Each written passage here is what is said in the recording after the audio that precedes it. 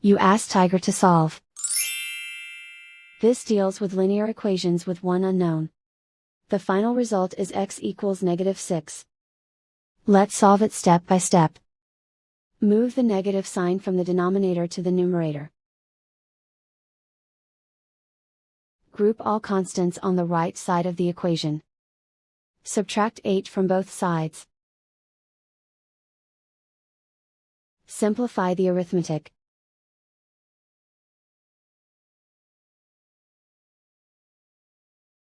Isolate the x. Multiply both sides by 2.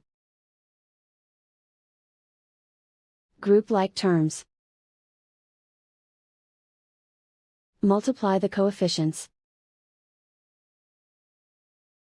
Simplify the arithmetic.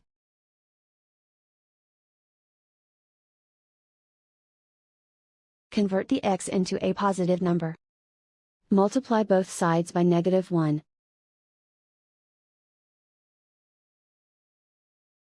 Remove the ones.